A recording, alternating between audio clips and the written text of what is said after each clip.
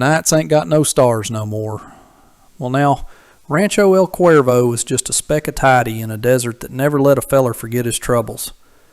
38 Mex soldiers, all spruced up in their fancy coats and shiny shooting irons, looked like they couldn't be shook by nothing. But come nightfall, that sand started whispering a tongue only the floaters knew, them what didn't tread the earth but skimmed over it like hants, leaving no mark but knowing every footprint a body made. 'Twas a big old moon hanging up yonder. From the hills, the gullies, and them shady nooks, nigh on 100 Apaches come slinking down. Each'n knowed his chore without a peep.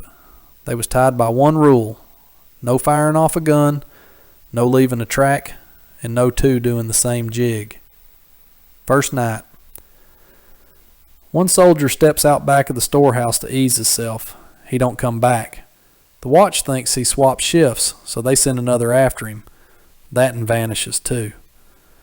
Come morning, Ramos stumbles on the first feller's bayonet stuck in the sand. He figures maybe the boy lit out for good. Then he spots the second and floating in the creek with his gullet slit wide. Nary a soul heard a rustle. Joaquin hollers at the boys to stick in pairs. That night, a whole pair goes missing. Ramos asks if they ain't been tippling too much tequila. Them pale German gals, all afeared, begged to hole up in a barred room. Third night. A torch flickers out like it done it on purpose. Right then, the storehouse gets cleaned plumb out. The hounds bay at thin air, then hush up for keeps. A streak of blood trails to the well.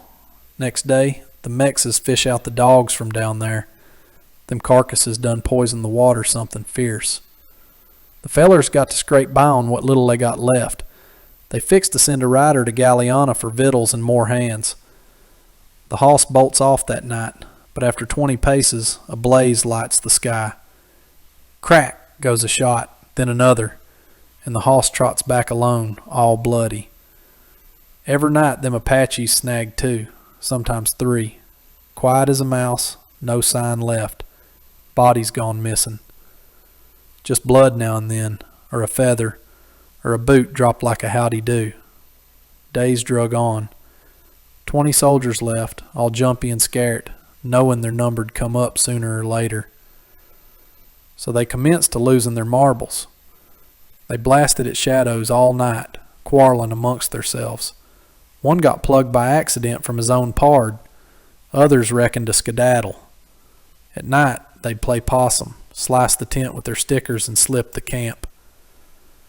Morning come, they was strung up on the cactus at the gate, eyes bugging, mouths crammed with sand. Ain't nobody spied even one Injun.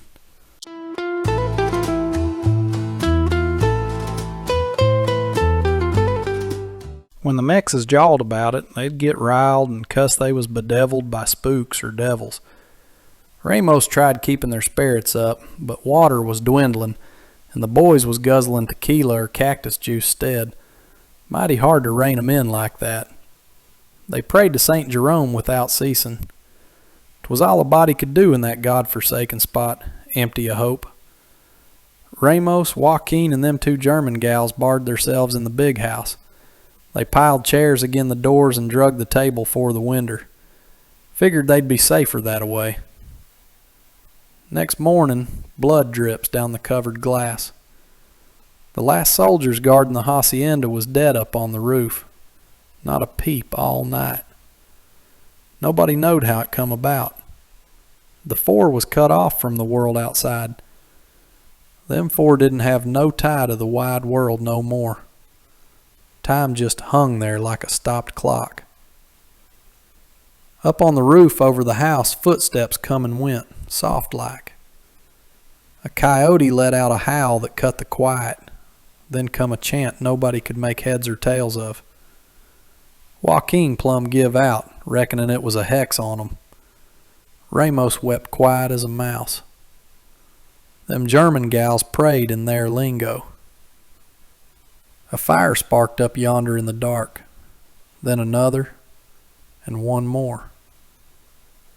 Like a ring of flames crowning the ranch, a jig of hush-up fires.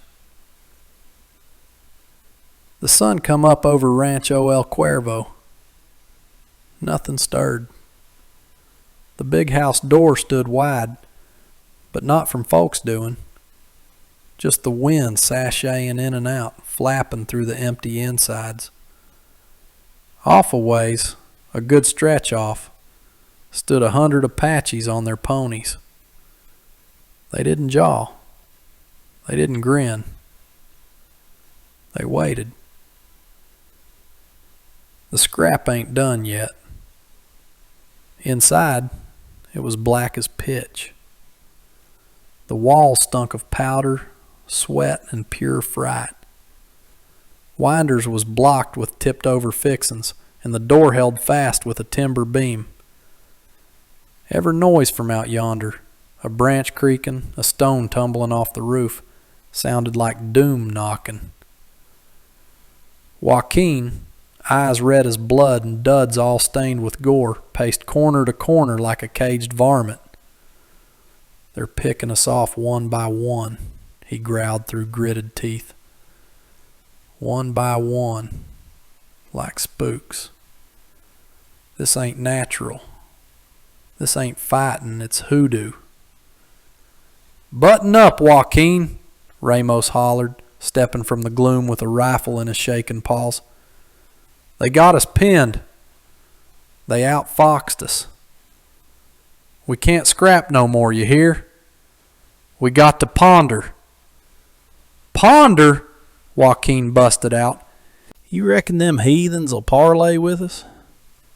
You don't savvy. They want our top knots. They'll chaw us raw if we poke out. The Injuns ain't man-eaters, Joaquin." Elizabeth piped up sudden. Her voice wore out but steady. Her lips was chapped, eyes dry from the scares. "Not all's brutes. Maybe if we give in." "Give in?" Joaquin yelled. "You loco? You think they'll pity us?" Annalise, the youngin' and more feared, busted into tears. "I can't abide it no more. I don't want them hollers in the night. The stink of blood. I don't want to squat here waiting to croak," she sobbed betwixt heaves. "If we got to go, leastways let's do it proper like." "Proper?" Joaquin laughed wild-like. "Here, proper won't shield you from the reaper. Only chance, our irons." "Our irons is worthless," Ramos thundered. "They ate up the dark. They licked us with brains, not arrows. They struck like shades.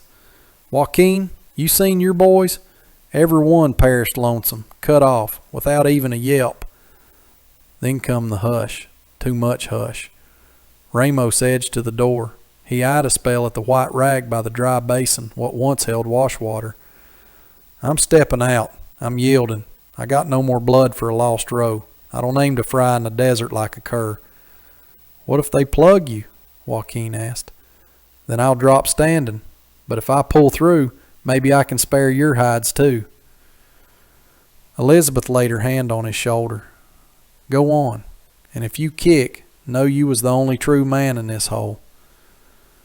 Joaquin bit his lip, red as a beet with mad and shame. Then he plunked on the floor, leaning agin the wall. "Fine, get. But if you croak, I ain't budging. I'll blast till the last ball. Then I'll blow myself sky high with 'em. Let it be knowed Joaquin El Cuervo didn't knuckle under." "You can spout what you please," Ramos muttered, "but death don't heed hollerin'. Death sneaks in when it's still." With that, he eased the barred door open slow and stepped into the hard morning glare, the white rag flapping faint in the dry desert breeze.